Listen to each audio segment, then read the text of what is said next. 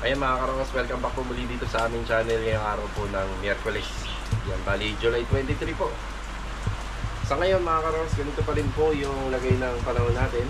So makikipagsapalaran pa rin po tayo sa ulan at itutuloy po natin yung ibang mga ongoing project natin. Bali mga karongos, ang hindi muna natin pe-firstuhan sa mga ongoing project is yun sa Anyana Bel Air East. Yung talaga apektado yun ng ulan pagka ganito. So ilang linggo na rin po, so mahigit isang linggo na rin po tuloy-tuloy yung ulan. Tapos yung isa project natin sa Phase 5, so maantala. Bali ilan sa mga katropa o yung mga magagawa natin dito sa Lienaki Builders, bali pili lang po talaga yung gagawa. So sa Riego de Dios, tuloy yung installation ng tiles doon. Possible may layout na rin po yung room partition. Tapos yung project natin dito sa Phase 6, ipapakabit po natin yung ating mga wall mirror na French type design. Kapag natapos siya, papakabit na po natin kila Master Jojo ngayon. Ito po yung binili natin dito sa SF Tansa. Mga karaw, samahan niyo po muli kami ngayong araw po na Miyerkules. Yan, enjoy watching po. So shoutout nga po pala dun sa mga nag-congratulate dito sa bagong sasakyan natin. Maraming salamat po. Also kay Sir Mac Lagunilla Vlog. Yun. God bless. Let's go. Tara. Kasama na natin si Master Jojo. Yan, morning. Good morning. Not good. It's bad morning. Kaya nga. Okay, papunta tayo ng hardware store dito sa may 13. Yan, bandang 13 na. Tapos pupuntahan natin si Kuya Jason. Baka kung sakaling natapos niya na yung mga hamba, pipikapin na rin po natin at i-deliver dito sa Riego de Dios. Yan, bibili na rin tayo ng no more nails para sa pag-install po ng ating mga wall mirror dito sa project sa Phase 6. Yan, bukas yung tile center. Sa negosyo talaga kahit pag yun. Yan, sabi nga may pasok. Yan, dito muna kami. Tapos bibili kami ng kornisa para sa bahay, sa ipinagawa po natin sa kanila kahapon. Dito kami bumibili ng kornisa. Sarado. Yan, sarado sila. Dito sa kabilang side, dyan si Kuya Jason bukas. Yan, puntahan na natin. Ayun o, bukas siya. Hey Jason! Kamusta yung hamba natin? Nandyan na? Andyan na, andun na. Yung tatlo, yung dalawa, hindi ko pa naibukay yung ulan-ulan. Oo. Nalagayan ko masikip doon. Ano ko, kuha muna ba kami? Oo, pwede. Ito, naisasakyan kami. Sabi, pag uminit na sana, Dadalhin mo? dali mo na. Sige. Yung tatlo, pwede na yan. Kukunin na namin. Oo, sige. Ayun. Tulungan ka na lang namin pagka pipikapin na lang namin. May sasakyan naman eh. Oo. Yan, ito lang yung hamba. Teka, papaluwagin ko muna doon sa loob. Yeah. Tara. Sabihin natin, may mga gamit dito eh. O, diba? Sige. Tulungan na pinaghirapan. Oo. Kasya kuya, no? Sadala. Pwedeng pahiga. Pwede pahiga. Ayan, no? Kasya. Bali, tatlo lang muna itong dadali namin, no kuya? Tatlo, pwede na yan. Makakatulong na yan. Sige. Yan, nandito kami kila Ma'am Melanie Hardware. Yan, bumili tayo ng materialis dito. Yan, bali sa Riego de Dios. Bali, gypsum screw o yung black screw na pambakal, 1 in 1/2 at saka D1. Tapos bumili na rin tayo ng drill bit para sa installation nito. Tapos bumili tayo nito no more nail, 5 tube na to. Yan yung gagamitin natin para sa installation dun sa wall mirror sa Phase 6. Eto. Okay. Nasa Pasong Kawayan tayo sa General Trias. Isa sa mga hardware store ng Mighty Star dun sa Bagtas. So ano nila to? Branch nila dito. Yan, bili tayo kornisa para sa bahay. 3x10. 1x3. 1x3x8 lang pala. By 8. 6. Yan, 8. Ayos. 6 po. Shoutout sa mga tindera rito. Oy, batiin nyo si Ma'am Kim. Nanonood sa akin yun eh. Hi, Ma'am Kim! Good morning! Oh, magtrabaho daw kayo dyan ha. Okay. Thank you.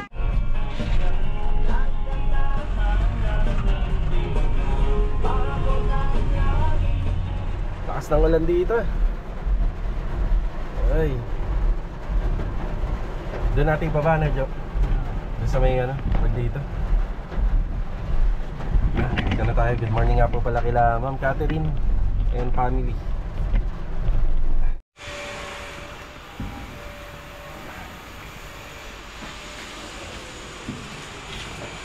Dito na po tayo. Bali,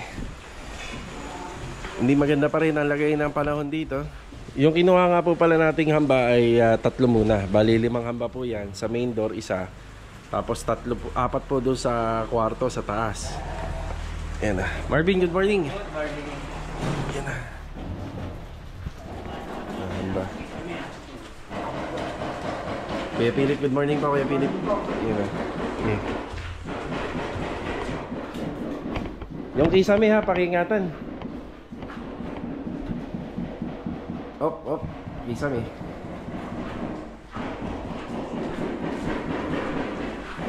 Hindi na pala tayo bumili ng Stickwell, meron tayo rito. Yung sa hamba, gagamitin po yan kapag ikinabit din po sa mga metal studs. Yan, pero ito ipaon na lang, hindi pa naman po magagamit ngayong araw. Nagpapasok na po pala tayo ng isang pintor dito para sa cove ceiling. Yan ha. Kaya hindi ko napansin to kahapon na pwede naman pong gawin to. Kaya saglit lang ha, magbablog lang ako. Mabilis lang. Yan. Tinutuloy po rito yung installation ng tiles. Yan, ito medyo matrabaho na to yung mga gilid. Ito yung mga nagawa nila kahapon.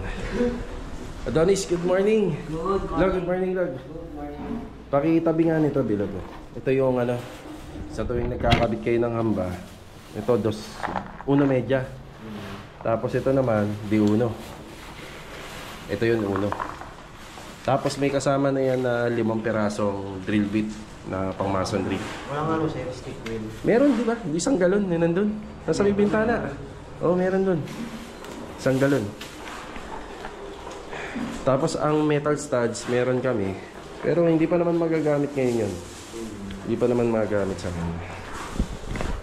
Pakitabi na lang yan, Alog ah. Yeah. Ito yung update. Bali si Master Batang, kinukulit ko na dito. Kaso nga lang, hindi rin naman din sila talaga makakagawa din ngayon. Pero kung sakaling maisingit po nila, advantage po sa amin to. And dito nga pala, meron kaming unang pinadeliver na 50 metal studs. Ito yung metal studs. Yung ginamit na namin dito sa framing ng ceiling na magsisilbing vertical line ng ating partition. Siguro magpapadeliver pa tayo ng mga 30 hanggang 40. Tapos sasabay na natin yung plywood para sa cabinet. Yan, marami ng trabahong papasok dito once na matapos yung installation ng tiles. Then mapapansin nyo lang, ang unang pinatrabaho ko rito yung pader para hindi na masyadong magdudumi kasi naka-tiles na tayo. Yan, pwede naman tayong gumawa ng iba't ibang diskarte sa renovation. Yan, kasi ito ang pinakahuling part ng ginagawa sa renovation, ang pintura.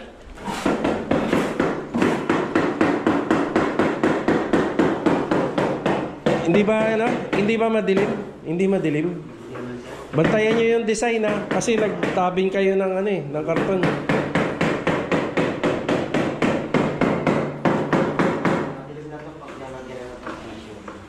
May mga ilaw naman na tayo, di ba? Pin light.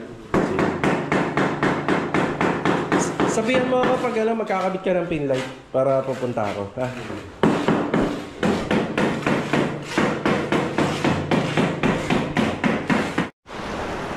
Ay, paalis na sana tayo. Pabalik na tayo ng Lumina. Palakas ng palakas. Ang dilim mo. Nag-ilaw na po kami rito para makita ni Kuya yung mga gawain dito. Bali, update sa bahay na to. Yan, maraming salamat naman kasi maayos yung gawa talaga namin dito. Wala siyang leak. Yan, dito talaga na-test yung bahay.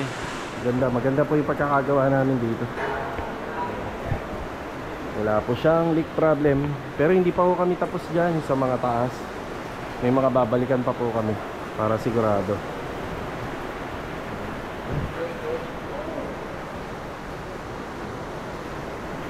Papatila lang kami, then diretso na ako kami sa phase 6. Nandito na tayo sa phase 6. Yan, good morning nga po pala sa mga client owner namin. Yan, good morning. Bali, doon sa kabila, pinaumpisahan na po natin yung mga masilya ng pader dyan. Yan, may tao na po dun. Tapos dito naman, nandito na kami nila Master Jojo. Itinutuloy dito yung ibang mga parts pa ng installation at painting. Ayan.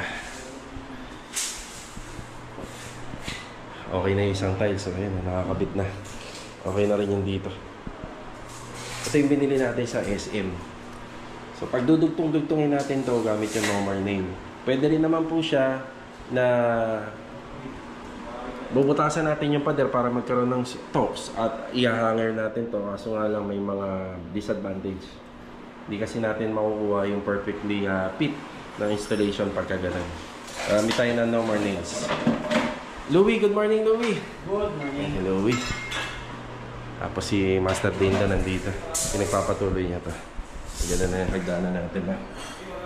Retouching na lang po. Solid na. Tapos puti yung pinagawa ko rito.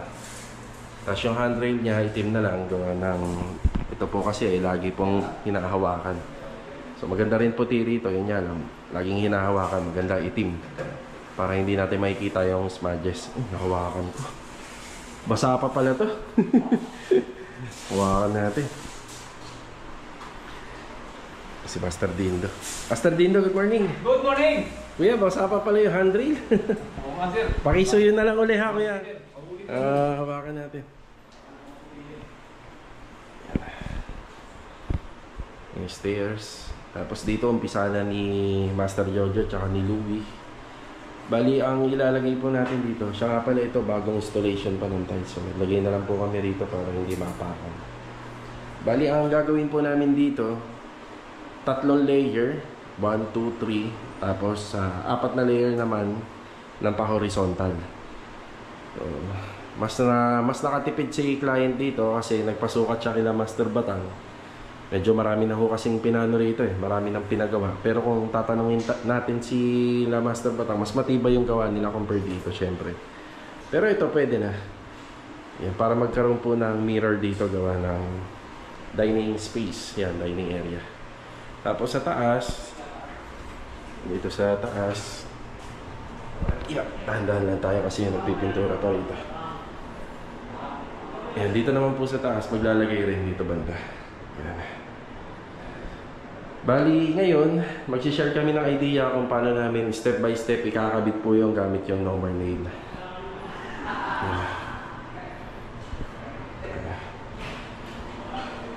Yan, binago na nga po pala ito. Ito yung original na niya. Yan, na design. Ganyan po. Ganda, no?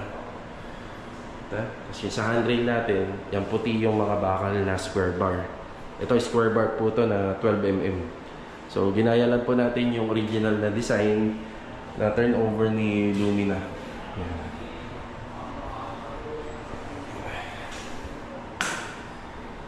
Okay, mag-uumpisa na po tayo. Bali, ang unang ginawa namin, kinuha namin yung level sa pinakagitna kasi may dining table naman. So, nagguhit po kami rito. Ayan, may markings na kami ng lapis.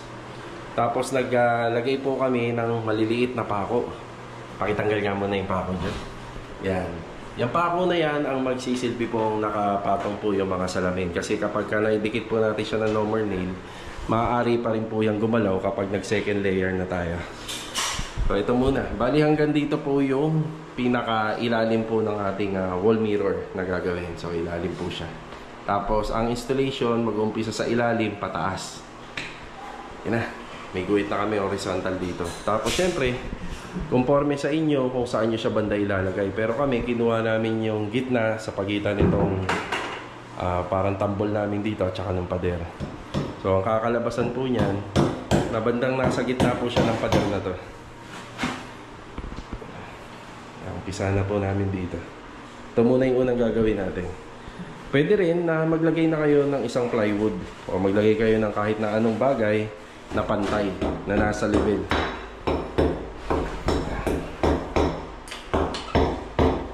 Tapos, umpisa na ni Master Jojo maglagay. So, ang diskarte lang po rito, wag lang po siyang susobra dito.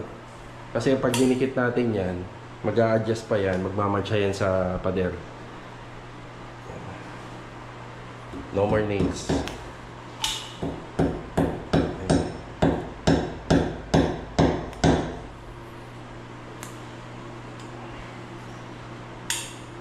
Ayan. Yes.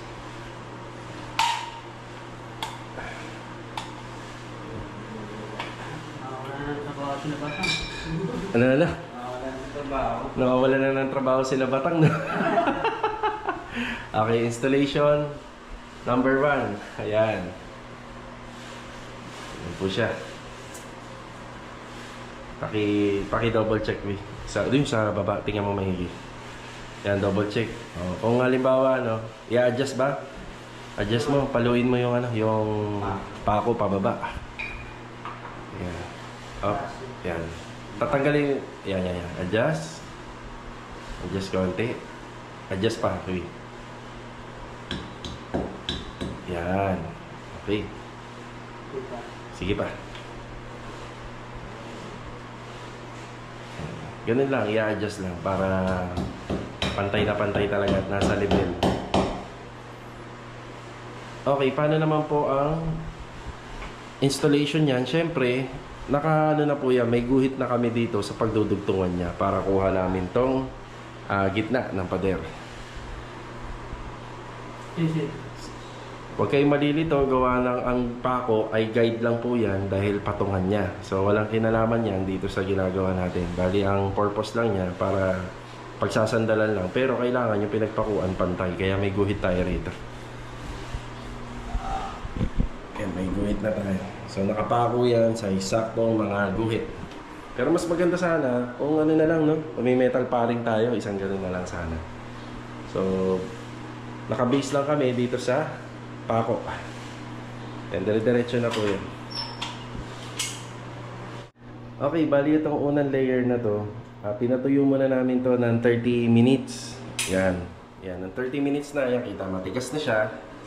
Papatungan na po natin yan. Dire-diretso na po yan. Bali, ito lang po yun. Apat na piraso rito. Then, 3 layer dito pataas. Halos okay na. Madali lang naman itong ikabit. Basta yung unang layer sa ilalim, yan, matibay na kagad yan. Dire-diretso na. Tapos, para mas maging matibay yung installation na to, dahil kulay puti yung frame, maganda to, isilikon yung gilid. Yan, kulay puti, pababa, paikot. Ngayon, ipapasilikon natin yan kay Master Batang, di ba? Ang galing. Yan, pasilikon natin. Yan, di ba? Yun kasi mas maganda, mas matibay. Yan. Open naman tayo sa mga suggestion.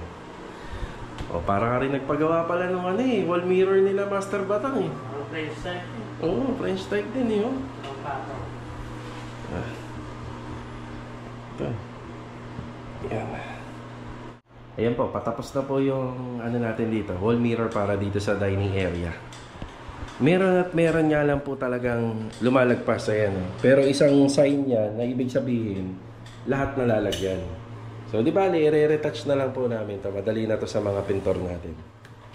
Tapos, palalagyan niya natin ng silicone, di ba? Yung nakikita niyong blue, sticker lang po yan. Bali, pag ano na lang, wag mo na. Pag matibay na lang. Yan, tatanggalin na lang po natin kapag matibay na yung pagkakadikit. Baka umadjust pa eh. Mukhang baliktad yata, we ah. Ayun. Yun. Hindi na kayo maliligaw pagka kinabit niya kasi eskwalado yan. Square. Square na square yan. Ayos. Ayos oh. Shout out kay Master Batang. Shout out, Master Batang oh. Pasili ko naman.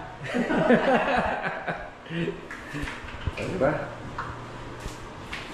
Kung ako tatanungin, pabor din ako na may kulay yung frame. Kasi pag may kulay yung frame, babagay po kung ganito. Kung ganito po yung mapipili. Kaya mas lalong lalabas po yung ano niya, yung frame niya. So, puti lang daw gusto ni Ma'am dito. Okay na siya dito. Ba? Talagang gumanda. Yan, sa taas tayo. Oo, sa master's bedroom. Tara. Dito naman kami sa second floor, magkakabit ng ating wall mirror. Ang sukat nga pala nito, Joe, 33, no? 33.5. 33.5 by 33.5. Yan ang sukat niya. Yan ah. Okay, bali dito nga po pala ang magiging location ng kama ni client. Nandun yung headboard, nasa dulo, tapos nandito po yung pinakahanggang paa niya. Ngayon, ang pinasusuyo niya sa atin dito, kahit hindi naman daw sumagad dito hanggang baba, gawa na may headboard, ang gagawin na lang po namin dito, pagkakasyahin po namin yung 4 na layer pababa, and then 4 na layer naman pa horizontal. Yan po yung gagawin natin. So, dating gawi, pwedeng gumamit ng pako, pwede rin gumamit po ng tuwid na bagay, or pwedeng ganito. Kaso nga lang, hindi naman natin ito ikakabit sa pader, sayang. So, pako na lang, pinakamadali. Tapos, ayan, ilelevel. So, pag nakuha na po natin yung pinaka-layout, so, kailangan mailagay natin siya both sides sa gitna. Dito na kami kumuha ng gilid sa pader, kasi nakafix na po yan dyan. Tapos, umpisahan na po uli namin, mag-umpisa kami rito sa gitna, then pataas yung installation. So, installation ng wall mirror, dahil nakasabay lang po tayo sa sukat nito na 33 cm, ilalagay na po namin siya sagad hanggang doon sa may kornisa. So, nakasagad na po siya. Wala na po siyang allowance. Kasi kapag sinunod natin na magkaroon pa siya ng allowance, sasagad na po siya hanggang baba. Pag nilagay yung kama, kapol na po ito. Okay.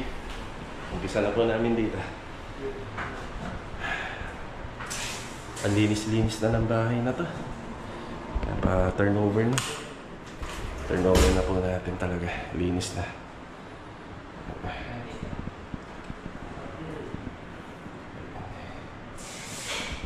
Cabinet.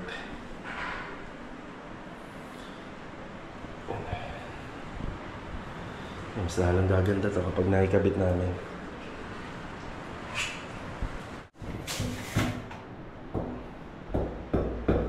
Siyempre pag nagpako kayo, huwag masyadong baon, alalay lang. Yan. Tapos kinuha na namin yung gitna, dito kami mag-uumpisa. Yan sa gitna. Yan, dito lagi ang umpisa. Tapos papunta rito. Tapos paangat.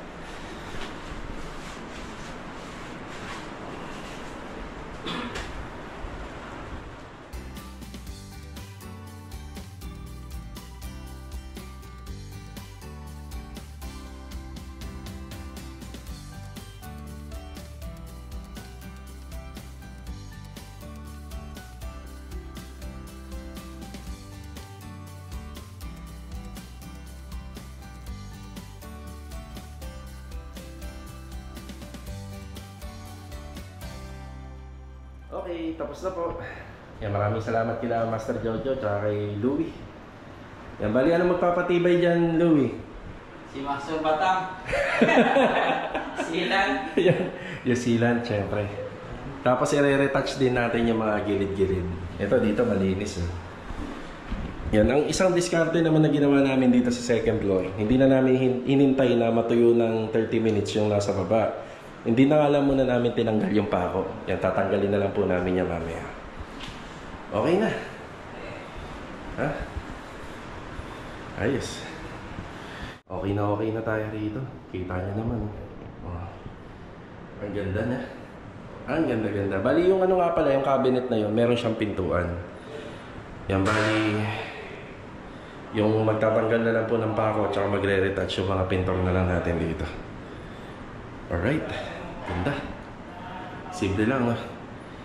Kung ako tatanungin, mas mura to compared dun sa sa kinakabit po ng mga gumagawa ng aluminum, ng mga glass and aluminum. Pero pagdating naman sa tibay, syempre mas matibay yung gawa nila.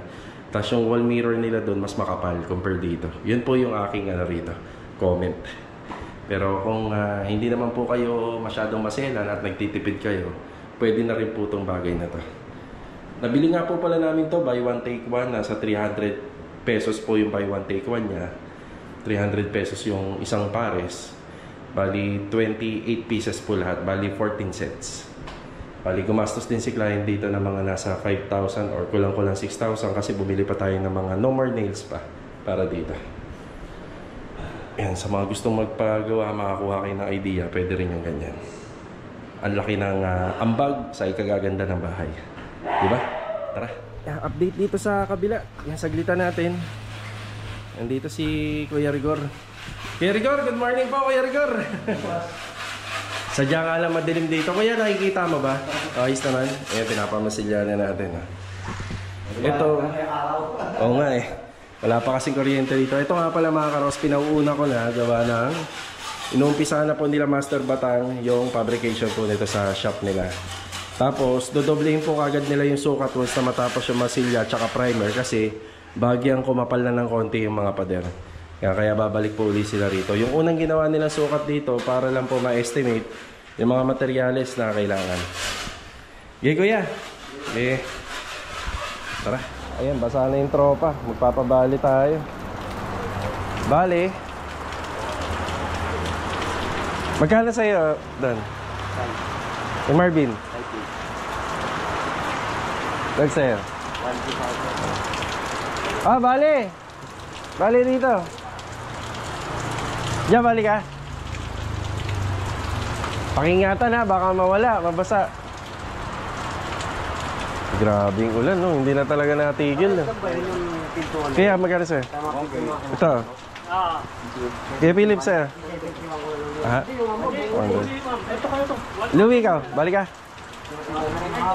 Wala akong bariyan 200. 500 na. Ah, 500.